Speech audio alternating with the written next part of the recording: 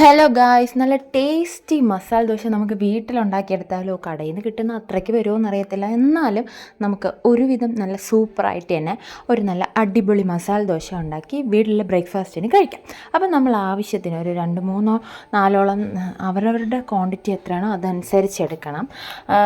ഉരുളക്കിഴങ്ങ് ഇതേപോലെ കുറച്ച് വലിയതായിട്ടുള്ള അത്യാവശ്യം വലുതായിട്ടുള്ള കഷ്ണങ്ങളായിട്ട് അരിഞ്ഞ് കുക്കറിലോട്ടിട്ട് ഉപ്പും ഇട്ട് കുറച്ച് വെള്ളം ഒഴിച്ച് നന്നായിട്ട് ഒന്ന് വേവിച്ചെടുക്കണം. ഞാനൊരു 5 വിസിലോളം കേൾപ്പിച്ചിട്ടുണ്ട് ഈ ഒരു സൈസിൽ മുറിച്ചിട്ടിട്ട്. അതിനുശേഷം നമുക്ക് അതിന് വേണ്ടൊരു ചമ്മന്തി അരയ്ക്കാം.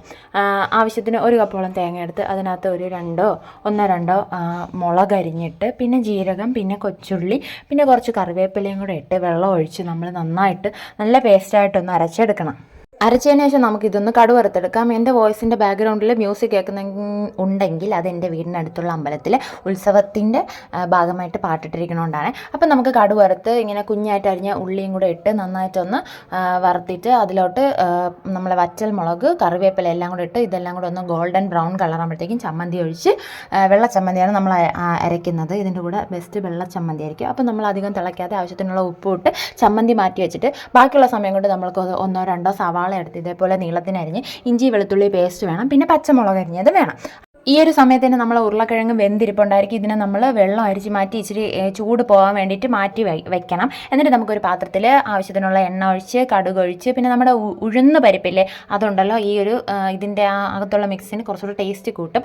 ഈ ഒരു ഉഴുന്ന് പരിപ്പ് ഇട്ടതിന് ശേഷം ഇതിനകത്ത് നമ്മൾ സ്പൈസസ് ഉണ്ടല്ലോ, പട്ട, ഗ്രാമ്പൂ, ഏലക്ക, ഈ കുറച്ച് സാധനങ്ങളൊക്കെ ഈ എണ്ണയ്ക്കകത്തോട്ട് ഇടയ്ക്കിടയ്ക്ക് നാക്കങ്ങ് വഴുവഴാന്നായി പോകുന്നുണ്ട്.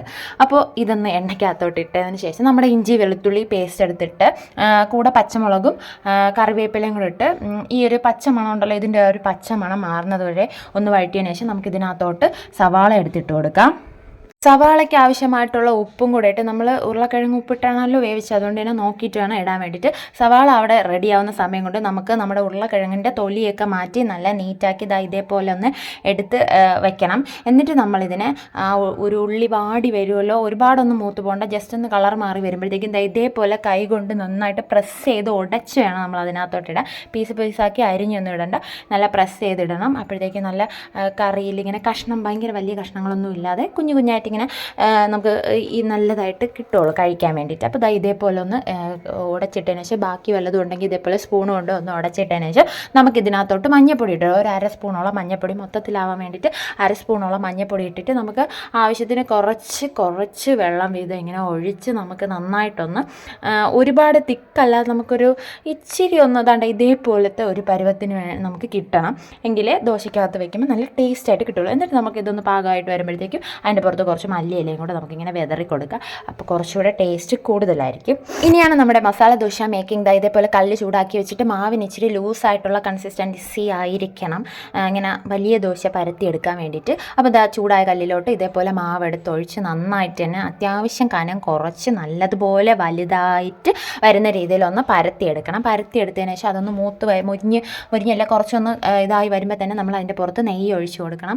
ഇങ്ങനെ നെയ്യ് ഒഴിക്കുമ്പോൾ തന്നെ അത് നല്ല ഇങ്ങനെ ക്രിസ്പി ആയിട്ടുള്ള രീതിയിൽ ഇങ്ങനെ കിട്ടുക നമുക്ക് ആ നെയ്യ് അതിലോട്ട് ഒഴിക്കുമ്പോൾ. പിന്നെ നമുക്ക് വേണമെന്നുണ്ടെങ്കിൽ മറിച്ചിടാം. ഞാൻ വീഡിയോയ്ക്ക് വേണ്ടി മറിച്ചിടുന്നുണ്ട്.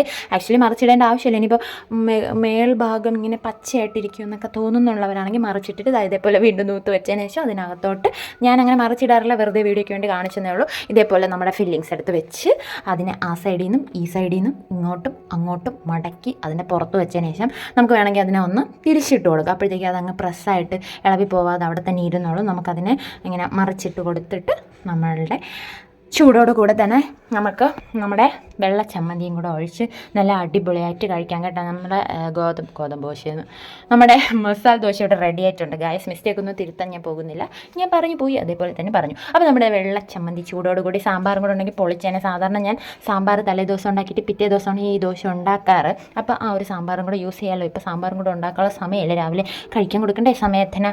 അങ്ങനെ നമ്മുടെ മസാല ദോശയും ചമ്മന്തിക്കറി ഇവിടെ റെഡി ആയിട്ടുണ്ട്. ചുമ്മാ പറയല്ല, നല്ല ടേസ്റ്റാണ് കേട്ടോ. നല്ല നമ്മൾ പുറത്ത് പോയി കഴിക്കുന്ന അതേപോലെ, പിന്നെ അവിടെ സാമ്പാറും സംഭവങ്ങളൊക്കെ ഉണ്ടല്ലോ. അപ്പോൾ പിന്നെ അത്രേ ഉള്ളൂ ഗായ്സ്. എൻ്റെ മസാല ദോശ ഇഷ്ടപ്പെട്ടെങ്കിൽ ട്രൈ ചെയ്ത് നോക്കാൻ, അഭിപ്രായം പറയാനും മറക്കണ്ട. Tata, bye bye.